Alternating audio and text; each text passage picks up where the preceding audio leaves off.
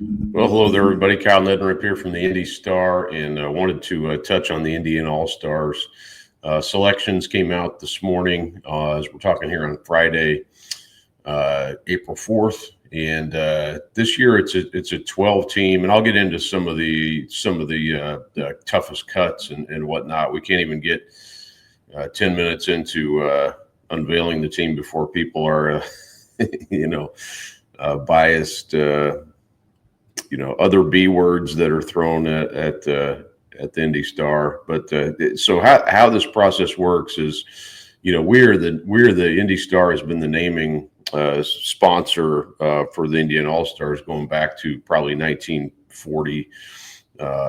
39 was the first year of the All Star team, but yeah, it goes back decades. It's something that I've tried to keep a good relationship. The IBCA basically runs the Indian All Stars now. Mike Broughton's the Indian All Star director. He picks the team, with input from the coaches. And Mark Urban is the Chesterton coach this year. He's the Indian All Star coach. The coaches go to the top 60 workout. Largely, the team is selected by Mike Broughton, and with input from the coaches and other people he talks to throughout the course of the season. Normally that team is pretty well set by the time they go to the top 60 senior workout, which is held at Marion now, and it was on Sunday. I went to the second session on Sunday, but there'll probably be some discussion after that. Is normally how that works, and then the team is selected. This year, only a 12-player team. I think because of it's just hard for to get 13 players in the game. It's hard to get 12 players in the game and not have people sort of complaining about playing time or trying to give, and even to be fair to the kids too, to get them in the game and not make them feel like they're not part of the game.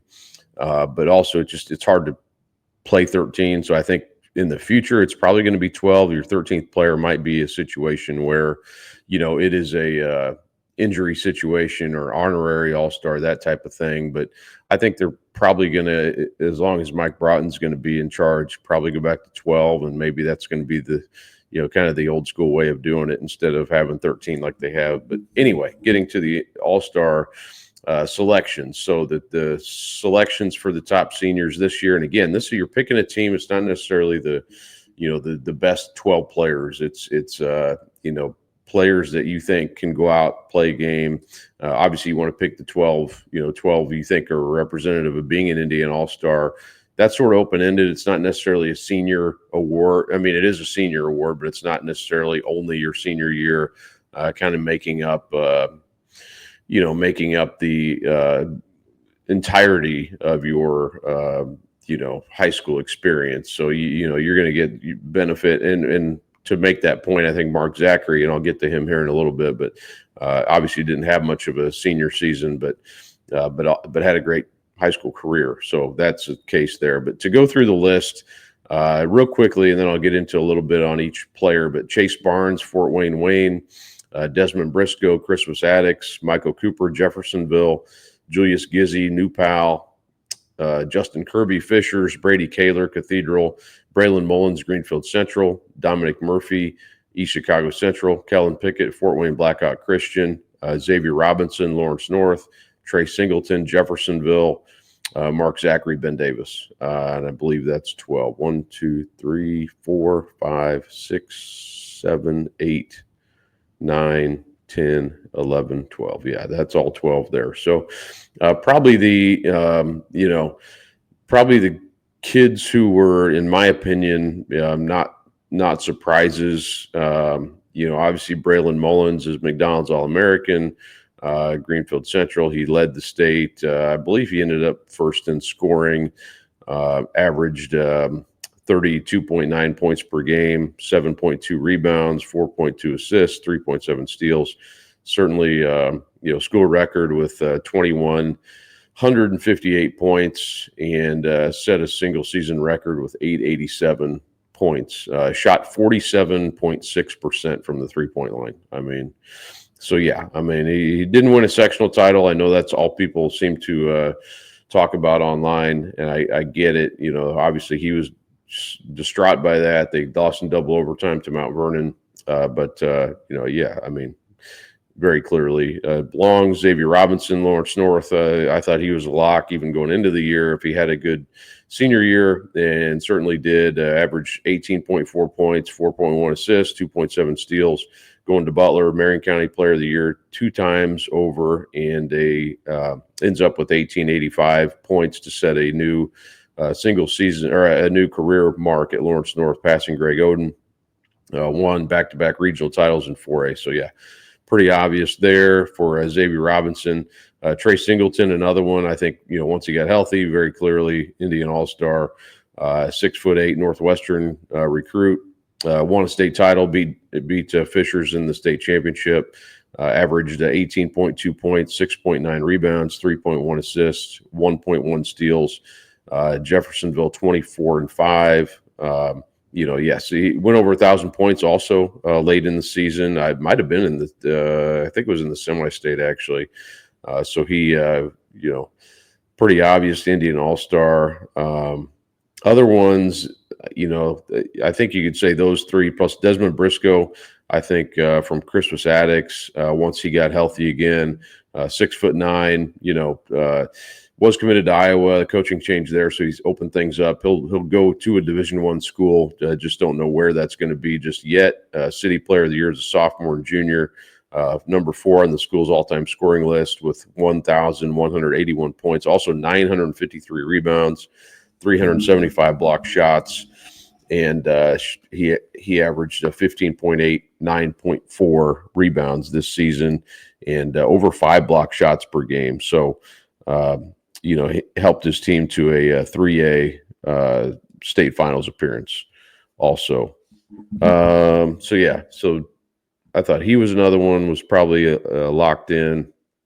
Another one would have been probably, I don't know. I mean, locks are sort of a opinion, I guess, but just to go through. So I thought those 4, and then I thought there was a case for a lot of these guys that looked pretty solid. But just to go through, so Chase Barnes, Fort Wayne, 6'1" guard.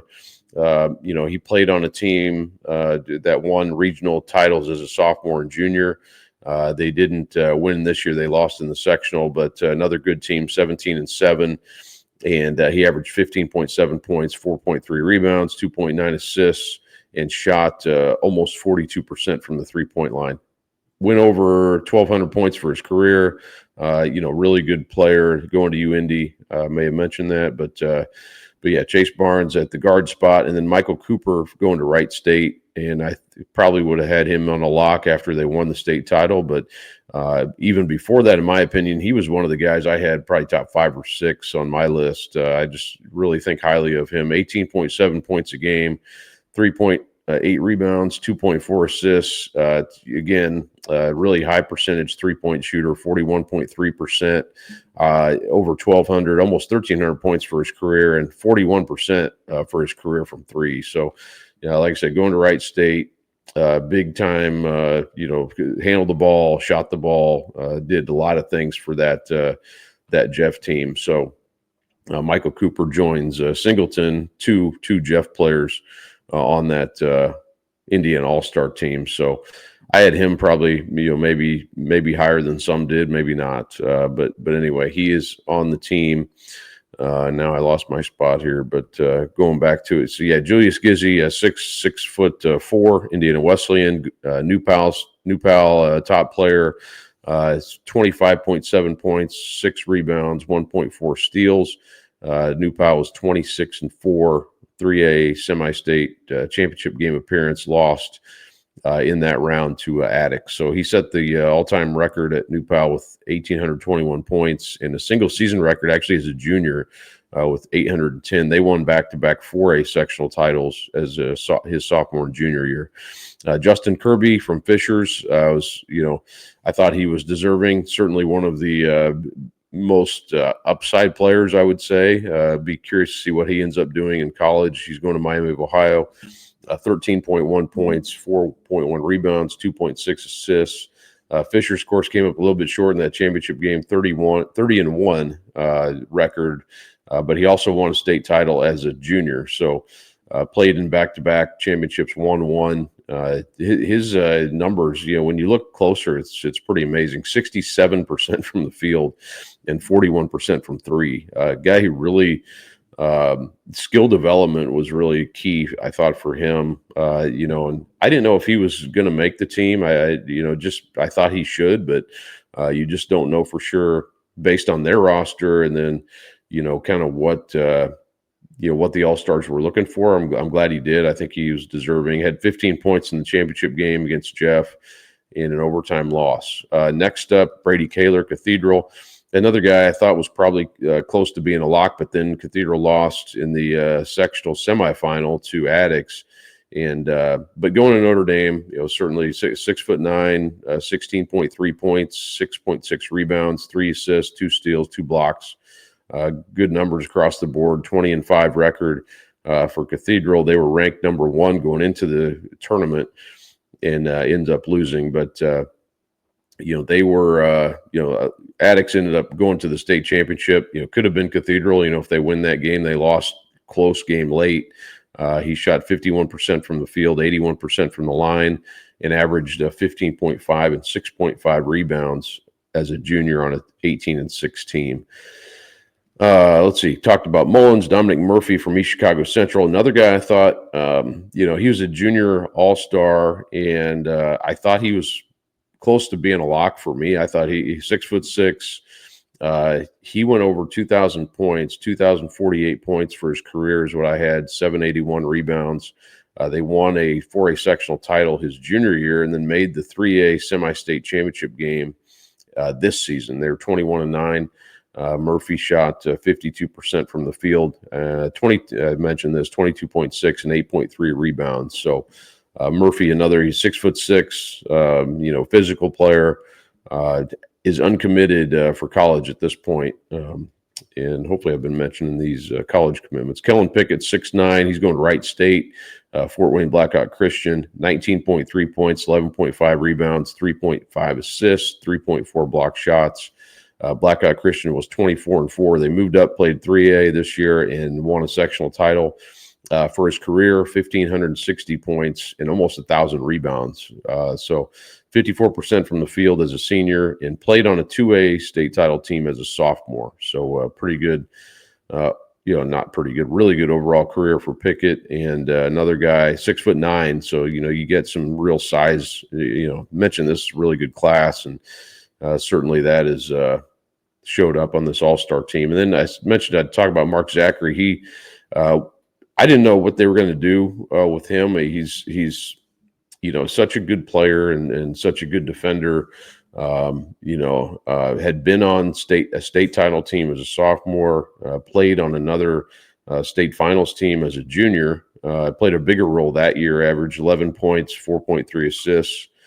And like I said, they were a runner-up to Fishers last year, but didn't play much this year. Just played in the sectional, came back, played in, just right at the end of the year, and had a thumb injury from football, kept him out, and then played real well at the top 60. I know, they were, the all-star coaches and director, they were looking at him and thinking he could make the team possibly. And I think he played his way on. And I think this is more of a situation where, he didn't play much this year, but when you're putting together a team and you consider also what he's done previously in his career, and then, he was Mr. Football as a in the fall as a senior. So, really, he's clearly one of the best players. Was he going to have enough, on his resume this year, or was he going to look good enough in the top 60 workout? And they decided that, he belonged on the team.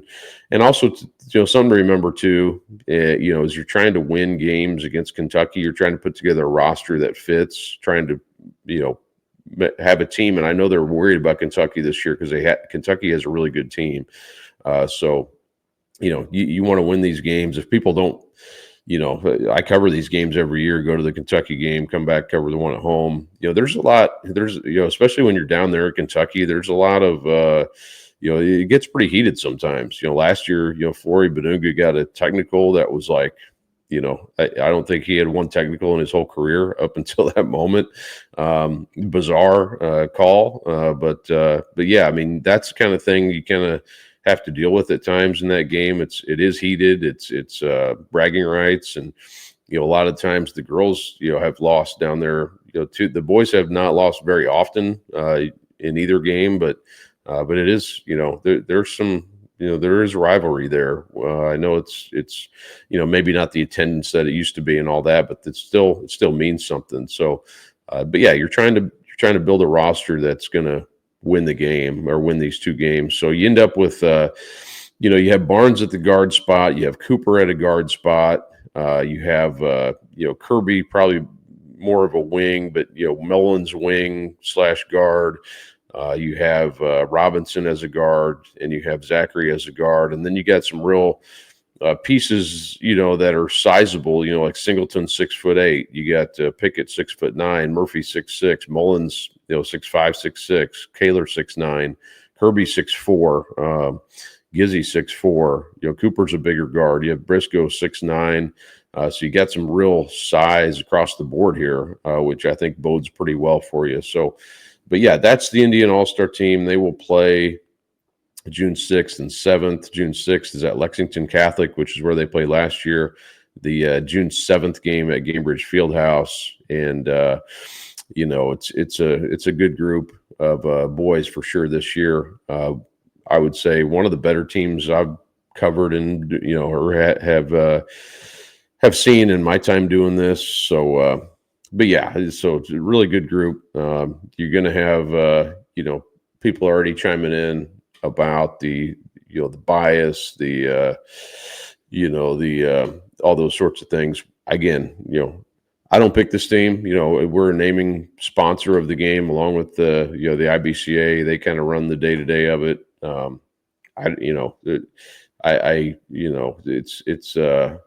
But yeah, say what you want. It doesn't really matter to me. But it's always tough, and I know that as we go through this, and I'm going to go through some of the names I thought had a good chance to make the team and didn't. And there's just not much explanation you can have other than it's just hard. Who are you going to take off? That's always my thing, and as you do this, it's like, well, yeah, this guy belongs, and sometimes I agree. It's not that I don't agree, but it's also hard, because you got 12 guys on the team. Like, who you going to say is not deserving who was named to the team?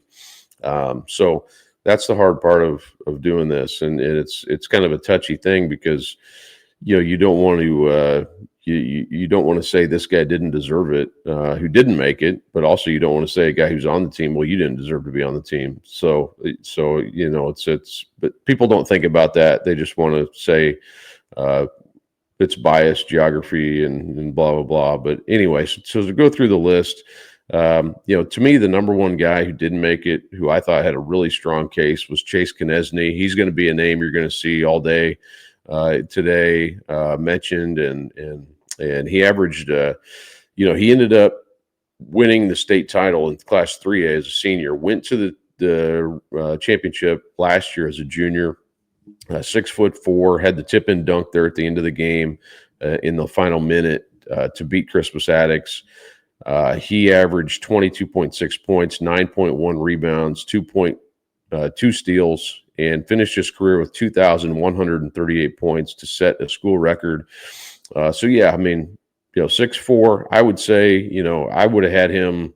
I could probably had him moved up to near a lock to be on my list as you got into the state finals. That week, I thought he'd probably done enough to be on. But again, it's not necessarily about the stats. It's also about, how do you see, and I'm not saying this specific to Chase at all, but I'm just saying, you've got a lot of guys who are his size. You've got a lot of, pieces that, might be there already. And again, you only have 12 spots. So you have to take someone off that list, and it's not and I'm just throwing names out there, but you're not comparing him to Chase Barnes. They're different positions. You're not comparing him to Mark Zachary. They're different positions. So you'd be looking at one of the other wing players or bigger guard positions if you're picking. So again, I thought Konechny had a really strong resume. That's a tough one. I know. Probably a lot of people will be upset, already are. I see him on Twitter already, and I get it. People, and I'm not saying people shouldn't complain. Go ahead. It's part of this process. So I'm not saying don't do that. I'm just saying, consider other things. Consider who you're taking off when you say certain players should be on. But yeah, Konechny was one I thought, really strong resume. I thought he had a strong case. He was on my list to be on the team. McGuire Mitchell, Zionsville. I thought at the top 60 workout, and I was only there for the second part, the Central Indiana, mostly the Central Indiana players and some others. There were others from Southern Indiana, Northern Indiana there, but that was the one I went to. I thought he looked the part. Always thought he did. He's going to IU Indy, play for Paul Casaro. A guy I thought, if you're just putting together the top 10 players in the state, I think he's probably on that list. Averaged 20.3 points, 5.8 rebounds, shot 36% from three. They played a schedule, and I went back and looked. They were second in the state in the Sagarin rating. So for whatever that's worth, they obviously play a tough schedule. But they always ran into, ran into Noblesville Fishers last 2 years in the sectional, and they went 11-13 and 12-13 the last 2 years. So yeah, you're playing a really tough schedule, but also probably not getting out of the sectional ends up going as a mark against McGuire in that case. But yeah, I mean, 6'6" can really shoot it. Again, kind of like in Konechny's case, you're running up against just some players who are similar to you. So he was the one I thought. Bryson Cardinal from Guerin Catholic, another one, 6'7", averaged 19.1 points a game, 9.4 rebounds, 2.4 assists. Scored over 1,000 points. They won 23 games in a 3A sectional title this year.